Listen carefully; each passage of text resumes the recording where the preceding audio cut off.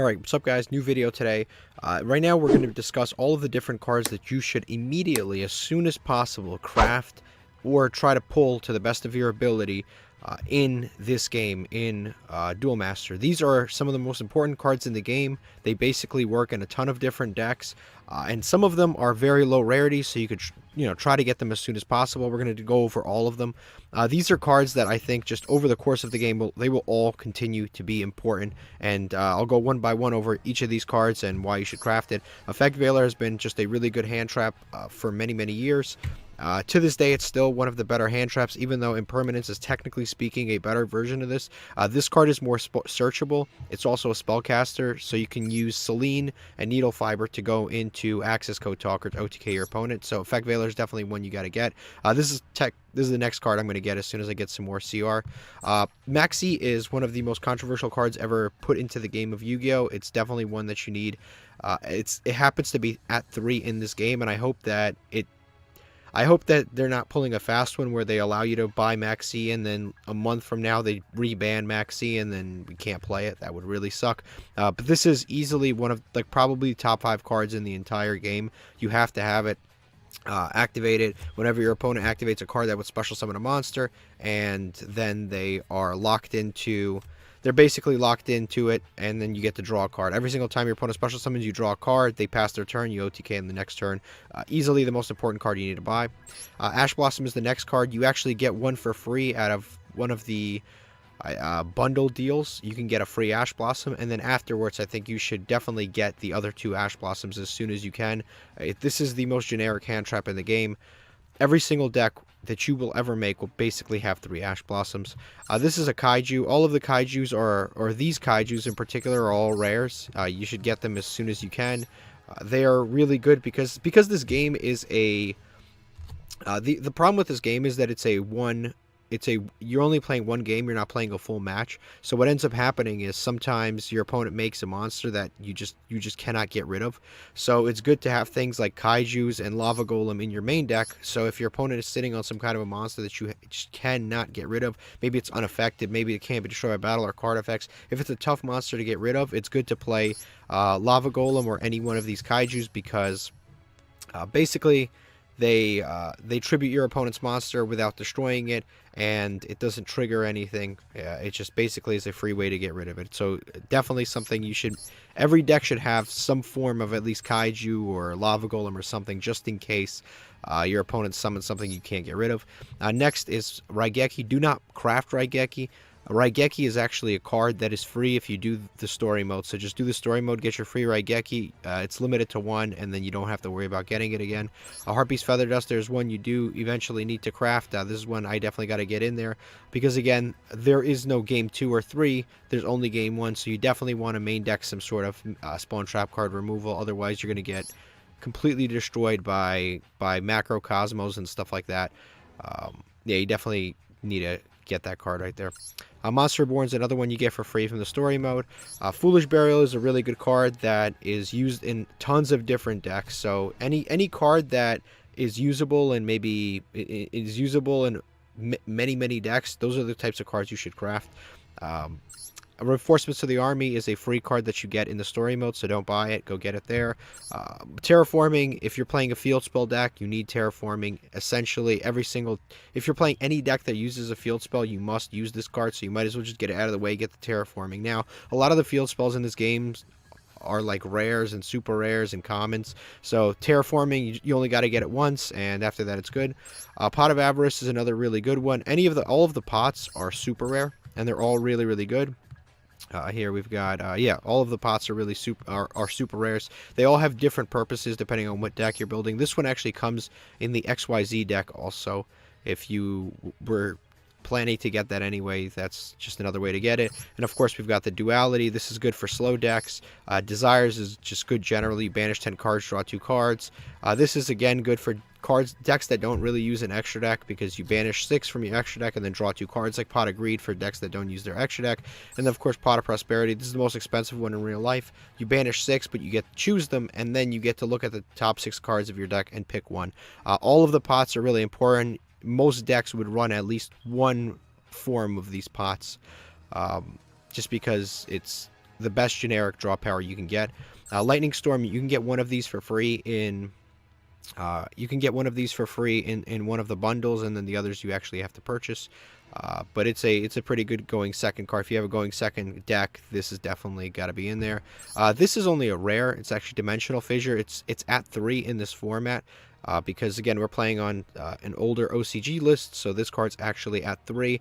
And if your deck doesn't care about monsters going to the monsters getting banished, then this is an amazing card. As a matter of fact, yeah, this card can. The meta game is very, very graveyard focused, so cards like Dimensional Fissure are extremely good against the meta. I would definitely recommend picking this up. Mystical Space Typhoon is only a rare. It's the best, one of the easiest and cheapest forms of spawn trap card removal, this along with Twin Twisters.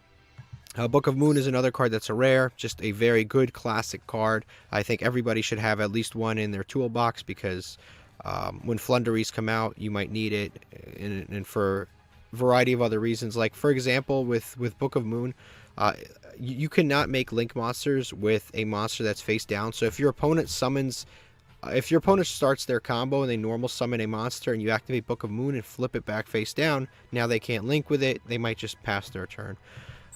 Next, we've got Forbidden Chalice.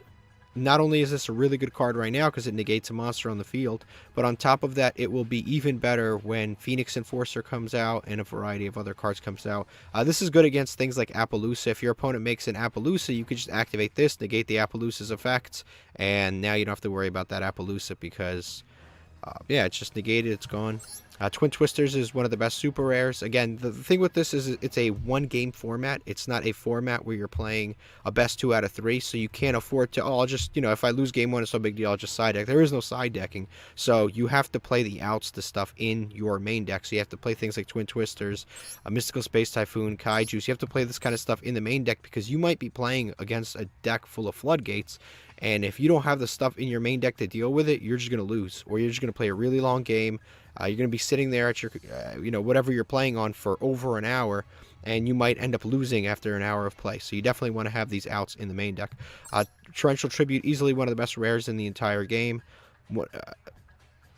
It's unbelievable how cheap this is. Definitely, you got to get 3 copies of that. Needle Sealing is like another version of Torrential Tribute, but instead of when a monster summon destroy all monsters, this is when when 4 or more monsters are on the field, destroy all face-up monsters on the field.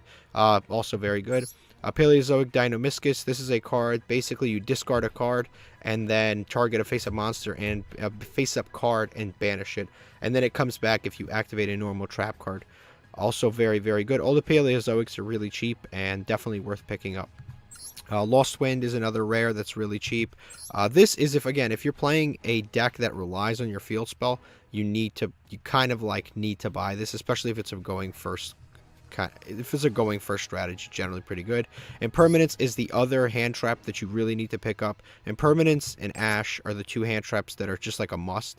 Maxi, you probably should pick up. It's very good right now, but if Konami comes out with a ban list and hits Maxi, it might suck. So that's the only kind of issue with Maxi. It's one of the best cards here, but if they come out with a ban list and get rid of it, it's going to be a problem.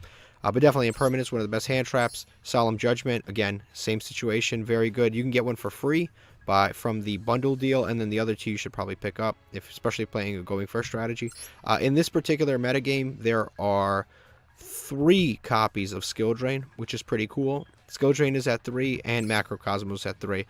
So these are both very strong Floodgates along with Dimensional Fissure. If you can build a deck using all 3 of them, you will generally beat the entire metagame, because almost nobody has enough spawn trap card outs to get rid of all of this. Like, most people will play like 1 Twin Twisters, or whatever the case may be. They may play 2 Twin Twisters, maybe a Harpy's Feather Duster.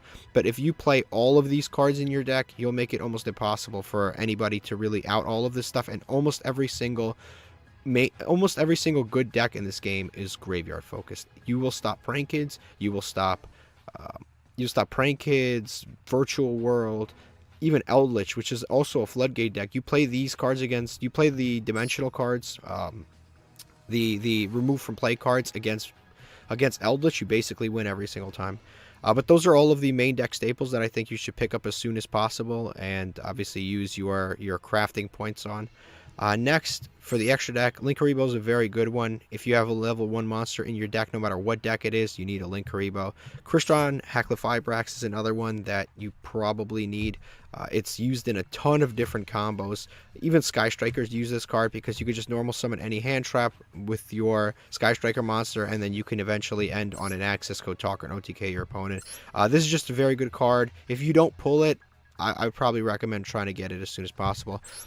This is a super rare Nightmare Phoenix. Both Nightmare monsters, Phoenix and Unicorn, are pretty much staples in the game of Yu-Gi-Oh! This one, when it's Link Summoned, you can discard a card and then pop a Spawn Trap card. This one, when it's Link Summoned, you can discard a card and then target a card on the field and then shuffle it back into the deck. So both of them are very good for getting rid of very annoying cards. And most of the time, they're good for getting rid of Floodgates, so that's why you play them. IP Masquerena is, again, one of the best Link 2s ever printed. It's just a card that you probably need. You can Link Summon during your opponent's turn with it, and any monster you make with this card cannot be destroyed by card effects.